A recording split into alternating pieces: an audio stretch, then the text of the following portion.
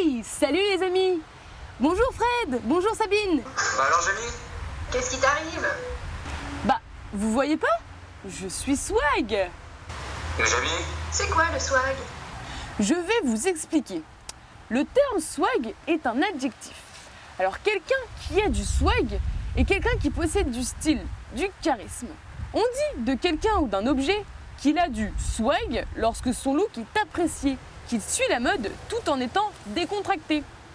Alors, couramment, le terme swag est employé par les jeunes et les rappeurs de nos jours. Pourtant, le mot a une origine bien plus lointaine. Il dériverait de l'anglais to swagger, employé dès le XVIe siècle par Shakespeare en personne et signifiant fanfaronner. Car le swag n'est pas qu'une question de vêtements, il se rapporte aussi à l'attitude et à l'allure. Et pour vous, qu'est-ce que c'est le swag?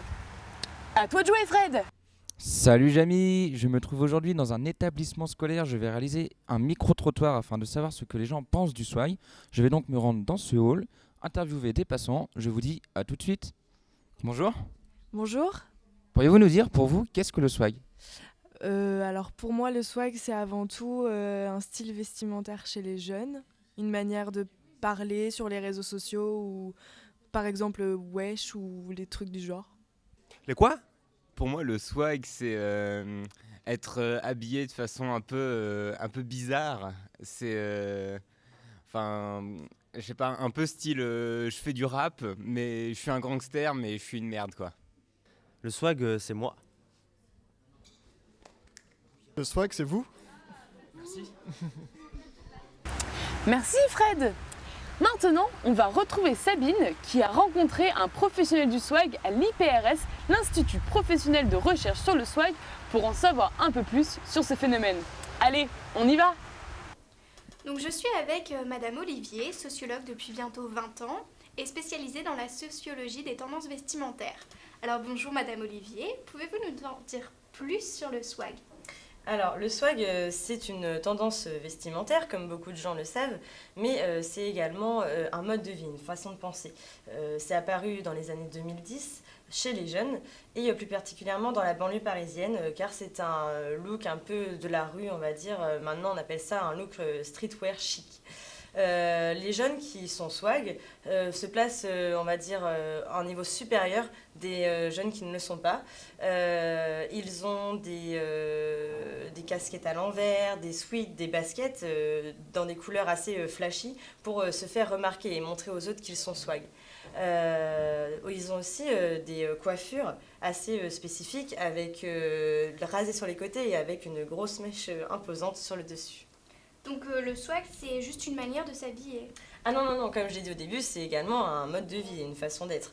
Les jeunes swag se sentent supérieurs aux autres. Donc ils ont une façon de marcher et une façon surtout de parler différente des autres. Ils parlent en disant des mots comme j'ai le seum, je suis hype, ou ils mettent aussi des terminaisons à des mots connus, une terminaison de hey. Donc, par exemple, ils peuvent dire « je suis posé dans mon canapé ». Voilà, c'est une façon de parler qui les distingue beaucoup des autres types de jeunes.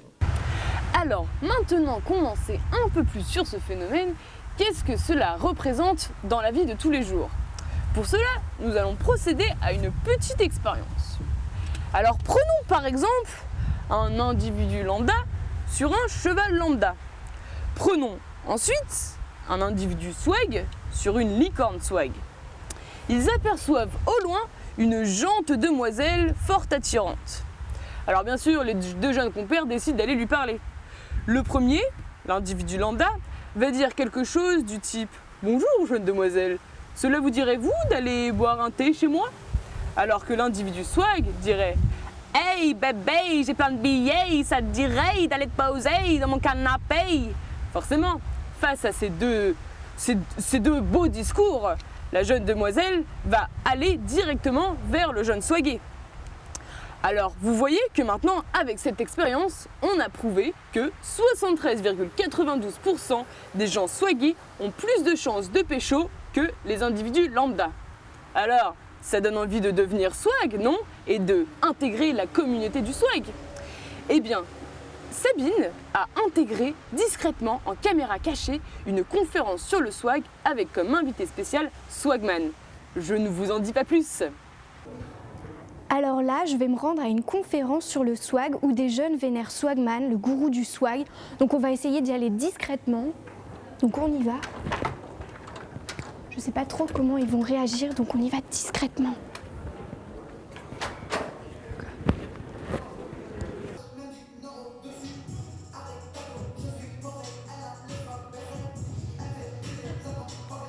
Alors ça y est, nous y sommes. Je n'ai jamais vu autant de monde réuni autour de Swagman. C'est incroyable.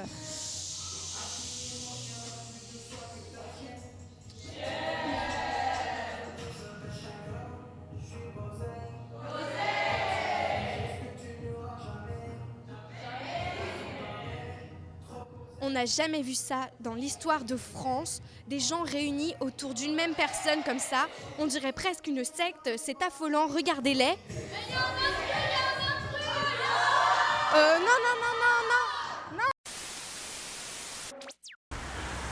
Oh là là là là! Finalement, je crois que le swag, c'est pas pour moi. Oh, mais tiens, je crois que Fred et Sabine arrivent. Oh, jamais! Bah alors, tu checkes pas? Mais qu'est-ce qui vous est arrivé? Ils vous ont transformé. On est swagué! Faut s'adapter. Louis, Louboutin, Zilli, Versace. J'ai des cadavres de cul, j'ai les couilles déchargées. Billets mauve, tu es pauvre. Depuis que Swag a percé, ils veulent tous sa peau. Blackout ne meurt pas, même si je retire dessus. Sont tous à l'ouest, de l'est, à l'ouest, même du nord au dessus.